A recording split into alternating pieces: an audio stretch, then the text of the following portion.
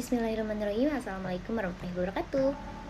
Saya Ciskali Mulyasari. Di sini saya akan membahas tentang publikasi audit syariah di lembaga keuangan syariah. Oke, untuk pembahasan mengenai publikasi audit syariah di lembaga keuangan syariah.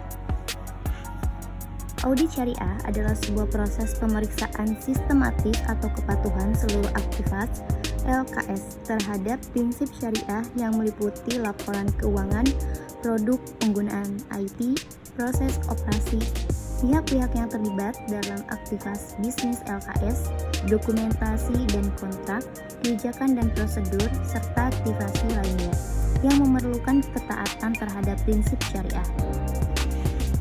Kerangka kerja dalam pelaksanaan audit merupakan hal yang sangat penting. Kerangka kerja berfungsi sebagai acuan bagi auditor melaksanakan pemerintahan pada perusahaan, sehingga tidak semua aspek harus dipaksa oleh auditor hanya yang memiliki resiko yang terkait yang harus diuji. Namun, kerangka kerja audit yang ada saat ini adalah kerangka kerja audit yang berdasarkan pada standar maupun aturan untuk perusahaan konvensional. Landasan utama audit konvensional hanya bertoleransi pada hukum-hukum yang berasal dari konsensus masyarakat baik nasional maupun internasional. Sedangkan audit syariah memiliki landasan hukum tambahan yaitu aspek syariah berupa hukum dan prinsip Islam yang berasal dari Allah Subhanahu wa taala. Aspek religiusitas ini tidak dikomodir oleh standar audit konvensional sehingga audit syariah memerlukan standar acuan yang berada dalam kerangka kerja atau syariah harus memiliki acuan sendiri. Peran pengawas dan kerangka audit syariah terhadap tata kelola.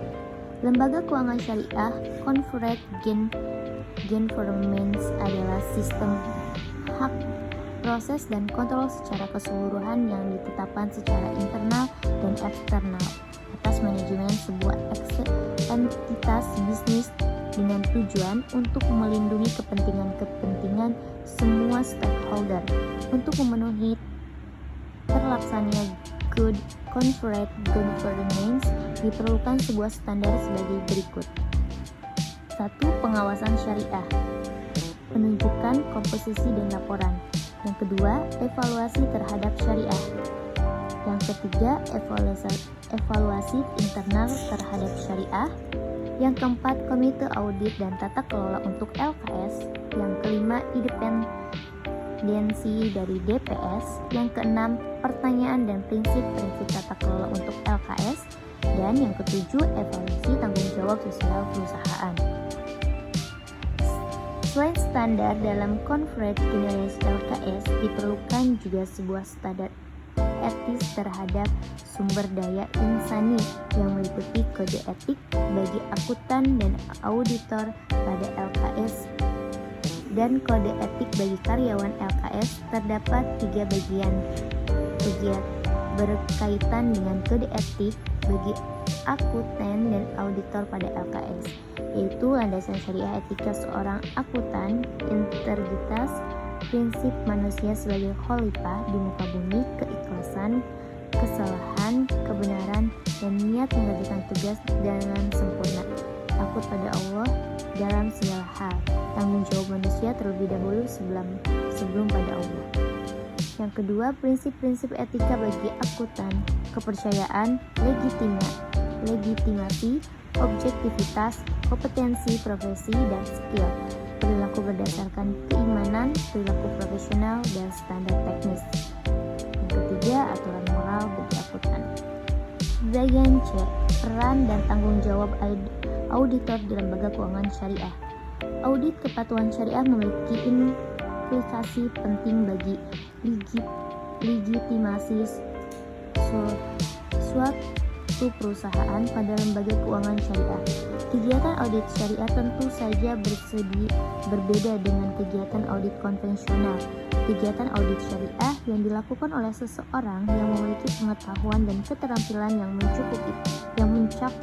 mencukupi terkait dengan fungsi audit syariah. Tujuannya untuk memastikan sistem pengendalian internal yang efektif sesuai dengan prinsip syariah. Perbankan syariah juga dapat merekrut pihak eksternal untuk melakukan audit syariah pada kegiatan operasional perbankan mereka. Sedangkan yang dilakukan oleh audit konvensional bertujuan untuk memberikan informasi kepada pengguna yang berguna untuk membuat dan mengevaluasi kepatuhan tentang alokasi sumber daya yang langka dalam ekonomi kapitalis. Bagian D, aturan dan tanggung jawab auditor syariah. Sejauh ini kita telah melihat bahwa audit syariah adalah salah satu pilar utama dari tata kelola LKS. Mereka ingin memastikan kepatuhan dari LKS terhadap seluruh persyaratan yang ditetapkan syariah. Fungsi audit syariah dilakukan oleh auditor internal yang cukup memiliki ilmu pengetahuan dan kemampuan tentang syariah. Tujuan pokok mereka adalah untuk memastikan gaung dan pencapaian sistem pengendalian internal telah mengikuti syariah sepenuhnya. Internal auditor juga dapat menggunakan tenaga ahli di bidang keuangan Islam dalam membantu melakukan audit selama tujuan audit tidak dilanggar.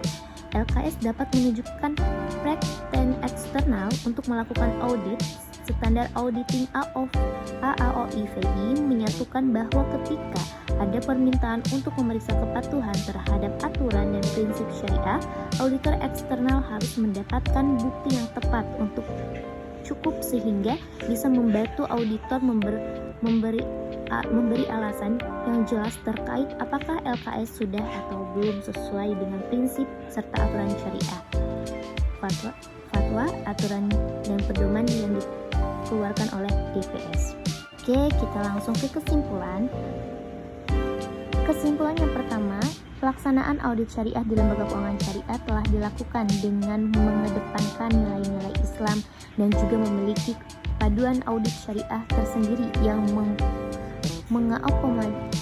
mengakomodir prinsip dan hukum syariah untuk melaksanakan audit laporan keuangan LKS dengan adanya PSAK syariah yang dikeluarkan IAI, Ikatan Akuntan Indonesia. Yang kedua, pihak-pihak yang berperan dalam pengawasan lembaga keuangan syariah, Bank Syariah, Bank Indonesia, Dewan Syariah Nasional, dan Dewan Pengawas Syariah dalam menjalankan fungsinya BI dan DSN lebih berperan dalam pengawasan, sedangkan DPS lebih berperan dalam pengendalian bank syariah.